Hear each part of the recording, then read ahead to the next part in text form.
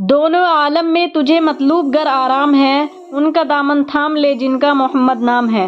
الحمدللہ رب العالمین والعاقبۃ للمتقین والصلاۃ والسلام علی سیدنا و مولانا محمد وعلی آلہ واصحابہ اجمعین، اما بعد فاعوذ باللہ من الشیطان الرجیم، بسم اللہ الرحمن الرحیم۔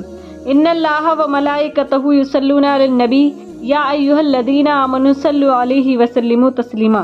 صدق اللہ مولانا العلی العظیم وصدق رسولہ النبی الکریم، ونحن علی ذلک لمن الشاہدین والشاکرین والحمد للہ رب العالمین۔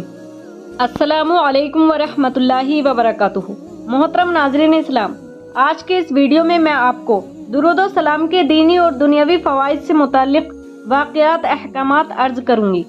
تو ناظرین اسلام، آپ تمامی حضرات سے پرخلوص گزارش ہے کہ آپ میری باتوں کو نہایت ہی غور سے سماعت فرمائیں اور ساتھ ہی ساتھ ہمارے اس چینل بیوٹی آف اسلام کو سبسکرائب کریں۔ تو آئیے کچھ عرض کرنے سے پہلے بارگاہ رسالت میں ہدیہ درود و سلام عرض کریں۔ پڑھیے بآواز بلند درود شریف۔ اللہم صلی علی سیدنا و مولانا محمد وبارک وسلم، صلو علیہ صلاۃ و سلام علیک یا رسول اللہ۔ ناظرین اسلام، خطبہ کے بعد میں نے جس آیت کریمہ کی تلاوت کا شرف حاصل کیا ہے، اس کا سیدھا اور سادہ ترجمہ یہ ہے کہ بے شک اللہ اور اس کے فرشتے درود بھیجتے ہیں نبی پر، اے ایمان والو تم بھی ان پر درود و سلام خوب بھیجو۔ تو ناظرین اسلام، اس آیت کریمہ سے صاف ظاہر ہو گیا کہ نبی کرم صلی اللہ تعالی علیہ وسلم پر درود و سلام پڑھنا صرف ایماندار بندوں کا حق ہے، اور اس لیے ایماندار بندوں سے گزارش ہے کہ ایک مرتبہ عقیدت و محبت کے ساتھ اپنے آقا و مولا حضور شافی یوم النشور، سرور کائنات، فخر و موجودات احمد مجتبی محمد مصطفیٰ صلی اللہ علیہ وسلم کی مقدس بارگاہ میں تحفہ صلاۃ و سلام عرض کریں۔ پڑھیے بآواز بلند، اللہم صلی علی سیدنا و مولانا محمد وبارک وسلم، صلو علیہ صلاۃ و سلام علیک یا رسول اللہ۔ ناظرین اسلام، آیت مذکورہ میں ایماندار بندوں کو حکم دیا گیا ہے کہ نبی پر درود و سلام بھیجو، اور خدا کے حکم پر عمل کرنا عبادت ہے، لہٰذا درود و سلام پڑھنا عبادت ہے۔ حضرت مولانا شاہ نقی علی بریلوی رحمۃ اللہ علیہ والرضوان نے اپنی کتاب سردر القلوب فی ذکر المحبوب میں تحریر فرمایا ہے کہ درود و سلام کا ثواب عبادت بدنیہ، مالیہ اور قولیہ سے اعلیٰ ہے۔ حضور سرور کائنات صلی اللہ علیہ وسلم نے فرمایا کہ قیامت کے دن 3 شخص عرش کے سائے میں ہوں گے، جس دن اس کے سائے کے سوا کوئی سایہ نہ ہوگا۔ صحابہ نے عرض کیا، یا رسول اللہ 3 شخص کون ہیں؟ فرمایا، جو میرے غمگین امتی کا غم دور کرے، جو میری سنت کو زندہ کرے، اور جو مجھ پر بہت درود بھیجے۔ تو ناظرین اسلام، اشفا شریف میں مذکور ہے کہ ایک مرتبہ سیدنا حضرت علی رضی اللہ عنہ نے فرمایا کہ میں حضور تاجدار مدینہ صلی اللہ علیہ وسلم کے ساتھ ایک سفر میں جا رہا تھا۔ ایک مقام پر پہاڑوں کا سلسلہ شروع ہوا۔ ابھی زیادہ دور نہیں گئے تھے کہ ایک آواز آئی، بڑی پیاری آواز تھی۔ الفاظ یہ تھے، الصلاۃ والسلام علیک یا رسول اللہ۔ شیر خدا فرماتے ہیں، میں نے چاروں طرف دیکھا، آواز تھی مگر آواز دینے والا نظر نہیں آ رہا تھا۔ دوبارہ پھر وہی آواز آئی مگر دکھائی نہیں دیا۔ تب میں نے حضور علیہ الصلاۃ والسلام سے عرض کیا، یا رسول اللہ، ان پہاڑوں میں آپ کا کون عاشق ہے جو اس طرح جذبہ عقیدت و محبت سے درود پڑھ رہا ہے؟ حضور نے فرمایا کہ تمہیں وہ پہاڑ نظر آ رہا ہے؟ میں نے کہا ہاں۔ اس کے اوپر ایک چوٹی نظر آتی ہے؟ میں نے کہا ہاں۔ اس کے اوپر ایک پتھر موجود ہے؟ میں نے کہا ہاں۔ تو حضور نے فرمایا، وہی پتھر ہے جو مجھ پر درود و سلام پڑھ رہا ہے۔ سبحان اللہ، سبحان اللہ۔ پتھر ہو کر بارگاہ رسالت میں با انداز و والیانہ ہدیہ و صلاۃ و سلام عرض کرے، اور ہم بشر بلکہ اشرف المخلوقات ہو کر اتنی بڑی نعمت سے محروم رہیں۔ محترم ناظرین اسلام، مولائے روم نے اپنی کتاب مثنوی شریف میں لکھا ہے کہ ایک بار حضور تاجدار مدینہ نے شہد کی مکھی سے پوچھا کہ تو شہد کیسے بناتی ہے؟ اس نے عرض کیا کہ یا حبیب اللہ، ہم چمن میں جا کر ہر قسم کے پھولوں کا رس چوستے ہیں، پھر اسے اپنے چھتوں میں اگل دیتے ہیں، وہی شہد ہے۔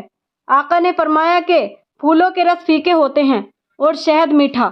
یہ بتاؤ کہ شہد میں مٹھاس کہاں سے آتی ہے؟ تو مکھی نے عرض کیا، یا رسول اللہ، چمن سے اپنے گھر تک آپ پر درود شریف پڑھتے ہوئے آتے ہیں۔ اے میرے آقا، شہد کی یہ لذت اور مٹھاس آپ پر درود شریف پڑھنے کی برکت سے ہے۔ سبحان اللہ۔ ہم مسلمانوں کو شہد کی مکھی سے درس عبرت حاصل کرنا چاہیے اور یقین کامل رکھنا چاہیے کہ اگر ہم بخلوص عقیدت و محبت اپنے آقا و مولا حضور تاجدار مدینہ صلی اللہ علیہ وسلم کی مقدس بارگاہ میں درود و سلام عرض کریں تو یقیناً ہماری عبادت میں بھی مقبولیت کی مٹھاس اور شیرینی پیدا ہو جائے گی۔ محترم ناظرین اسلام، نزہۃ المجالس میں مذکور ہے کہ ایک شخص ظالم بادشاہ کے خوف سے جنگل کی جانب بھاگا اور وہاں اس نے ایک گوشے میں بیٹھ کر 1000 مرتبہ درود شریف پڑھا۔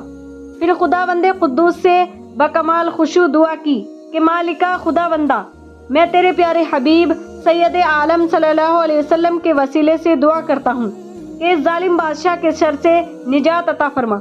خدا کی شان دیکھیے کہ ابھی وہ دعا سے فارغ بھی نہیں ہوا تھا کہ ایک آواز آئی کہ محمد صلی اللہ علیہ وسلم کا وسیلہ تمام وسیلوں سے اعلیٰ وسیلہ ہے، ہم نے تیری دعا قبول کی اور تیرے دشمن کو ہلاک کر دیا۔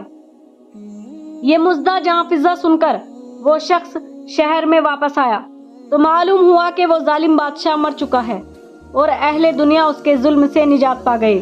محترم ناظرین اسلام، اس واقعے سے یہ بات اچھی طرح ثابت ہو گئی کہ درود شریف کی برکت سے جابر و ظالم انسان کے ظلم و جبر سے نجات مل جایا کرتی ہے۔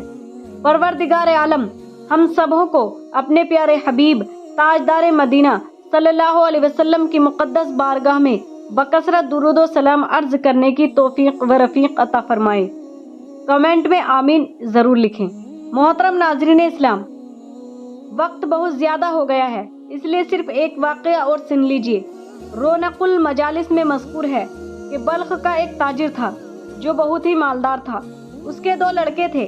جب تاجر کا انتقال ہو گیا تو ان دونوں لڑکوں میں مال تقسیم ہونے لگا۔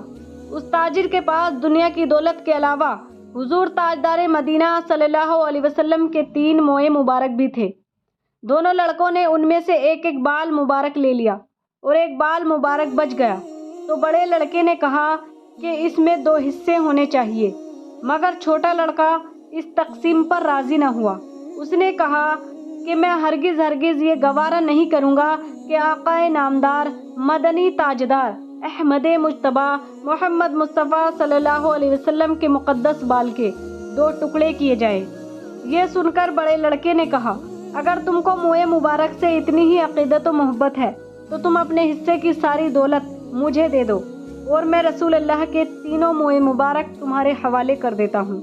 چھوٹے لڑکے نے بخوشی منظور کر لیا اور اپنا سارا مال اپنے بڑے بھائی کو دے کر رسول اللہ کے 3 موئے مبارک اپنے پاس رکھ لیے۔ اب اس کا یہ معمول ہو گیا کہ روزانہ موئے مبارک کی زیارت کرتا اور بکثرت درود شریف پڑھتا۔ خداوند قدوس کی قدرت کا تماشا دیکھیے کہ بڑے لڑکے کے مال روز بروز گھٹنے لگا، یہاں تک کہ بہت کم ہو گیا اور چھوٹے لڑکے کے مال میں موئے مبارک اور درود پاک کی برکت سے اضافہ ہونے لگا۔ کچھ عرصے کے بعد چھوٹا لڑکا انتقال کر گیا۔ اس زمانے کے بزرگ کو خواب میں حضور نبی کریم نے اس بزرگ سے فرمایا کہ لوگوں سے کہہ دو جس کو خدا تعالیٰ سے حاجت ہو وہ اس تاجر کے لڑکے کے قبر پر حاضر ہو کر حصول مقصد کے لیے خدا تعالیٰ سے دعا کرے۔ اس واقعے کے بعد لوگوں میں اس لڑکے کے مزار کی بڑی عظمت ہو گئی۔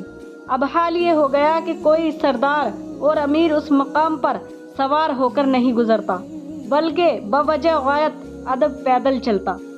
محترم ناظرین اسلام، اس واقعے سے معلوم ہوا کہ تاجر کے لڑکے کو جو یہ عظیم مرتبہ ملا وہ صرف حضور صلی اللہ علیہ وسلم سے سچی محبت اور درود پاک کی برکت کی وجہ سے ملا۔ اور ساتھ ہی ساتھ اس واقعے سے یہ بھی معلوم ہوا کہ اولیاء اللہ کے مزار پر انوار پر حاضر ہونا، ان کو ایصال ثواب کرنا، صاحب قبر کے وسیلے سے خدا تعالیٰ سے اپنی حاجت طلب کرنا بالکل جائز اور درست ہے۔ ہاں البتہ صاحب مزار کو خدا سمجھ کر اپنی حاجت طلب کرنا بالکل حرام اور گناہ عظیم ہے۔ الحمدللہ ہم اہل سنت صاحب مزار کو اللہ نہیں بلکہ اہل اللہ سمجھتے ہیں اور یہی ہمارا عقیدہ ہے۔ خدا تعالی ہم سبوں کو اہل اللہ کی تعظیم و توقیر کی توفیق رفیق عطا فرمائیں، آمین یا رب العالمین۔ وآخر دعوانا ان الحمد للہ رب العالمین۔ السلام علیکم ورحمۃ اللہ وبرکاتہ۔